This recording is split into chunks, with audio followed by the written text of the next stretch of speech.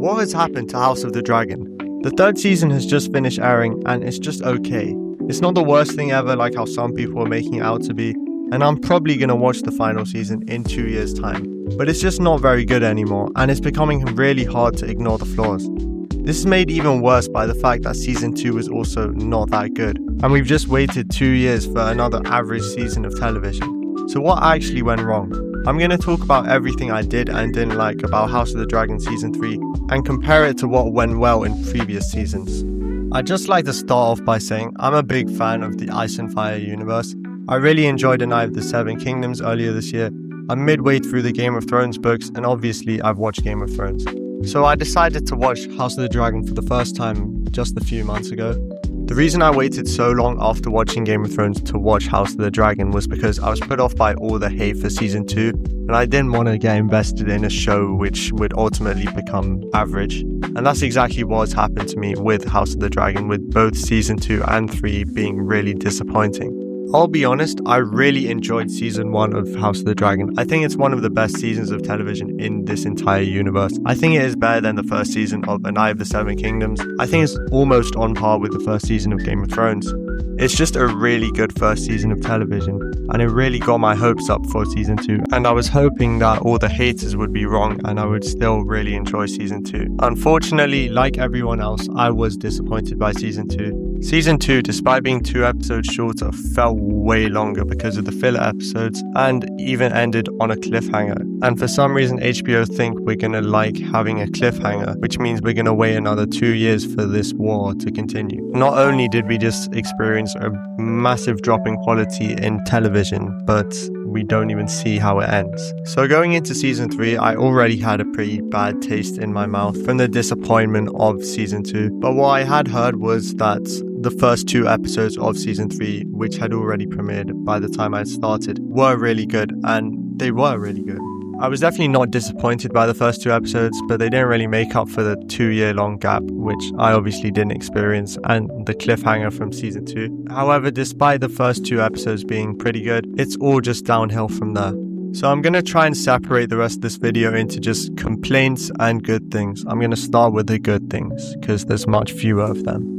One thing I thought has been really good about this show since season 1 was the acting. Emma Darcy as Rhaenyra Targaryen has probably been the standout of the show since season 1, and she's maintained that status to the end of season 3. One other performance that I think a lot of people have talked about this season was the introduction of James Norton as Ormond Hightower.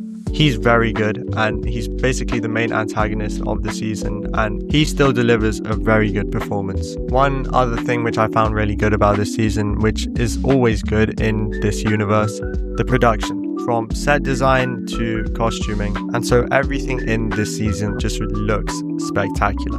Also the VFX and designs of the dragons. I mean, it's House of the Dragon, they kind of have to get the dragons right, and of course they do. I think the fight between Sheepstealer and like the 4 or so other dragons, I think that was really good, and the VFX worked really well there.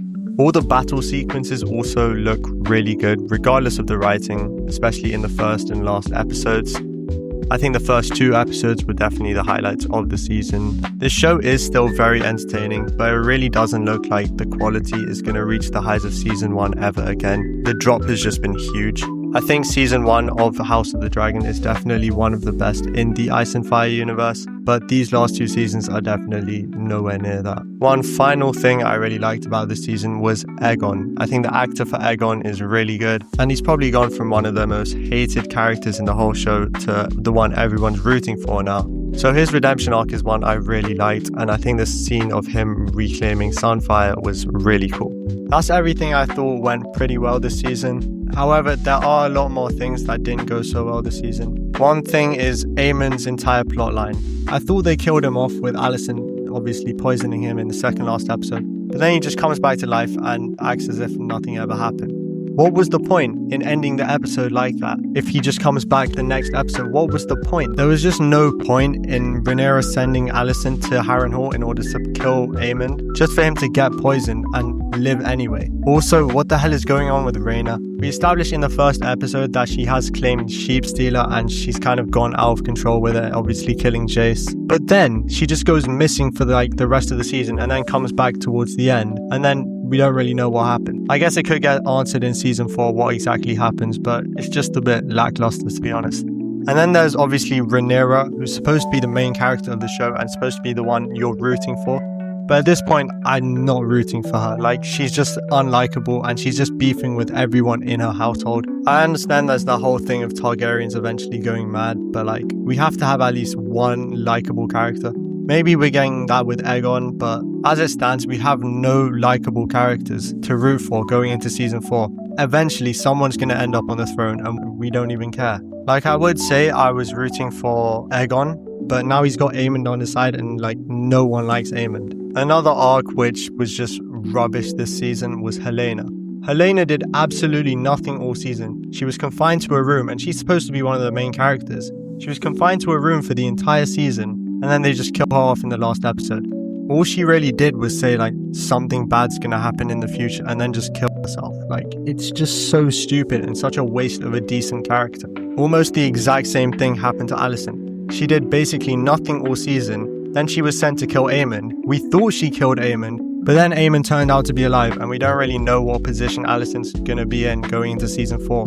And bear in mind, she was originally one of the 2 biggest characters in the entire show and she's got like 5 minutes of screen time all season. Just another thing I want to point out, which is quite stupid. At the end of one episode, we see that Lord Corlys gets captured by Ormond Hightower's men. And then Corlys is a captive for the Hightowers for basically the rest of the season. But then in the last episode, they just straight up give him back to Daemon, and then that's the end of it. He just loses one finger. In this universe, it's like the same as stubbing your toe. And then they just give him back. Like, it's so dumb. Things just happen for the sake of happening this season.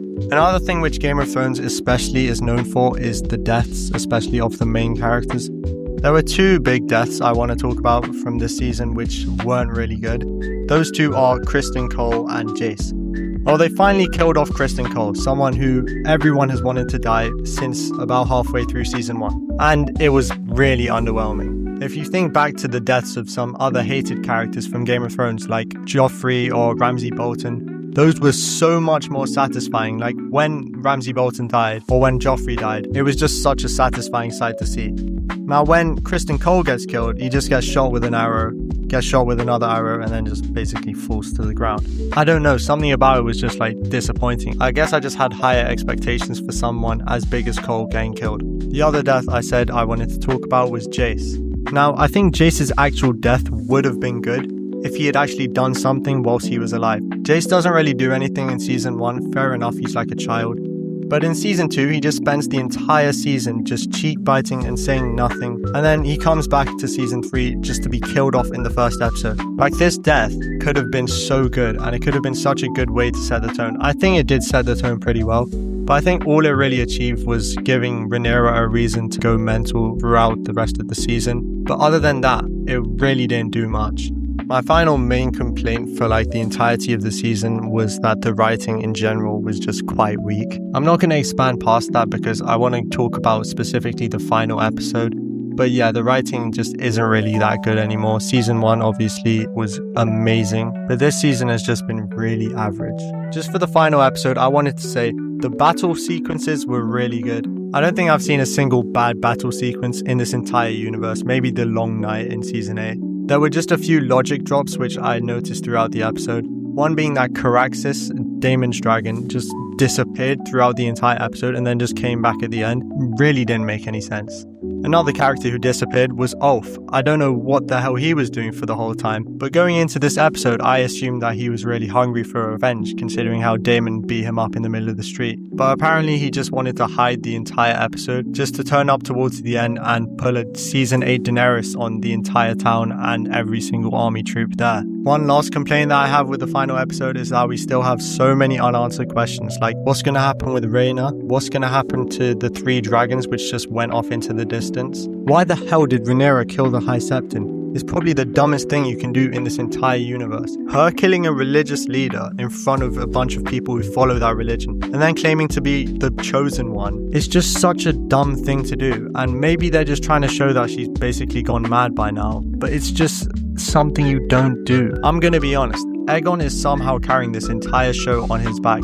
him meeting Aemond in Harrenhal was actually my favorite part of this episode. Him going like, because I've sort of just accepted that this show isn't that high quality anymore, so I'm just trying to have some fun with it. And since Aegon reclaimed Sunfire, he's very quickly become my favorite character in the whole show.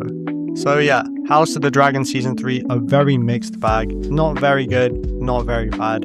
I'll be honest, there was a lot of filler episodes despite there only being 8 episodes in total. But I still watched it because I like Game of Thrones and this universe as a whole. Yeah, that's about all I have to say. I'll see you in 2 years' time when Season 4 comes out.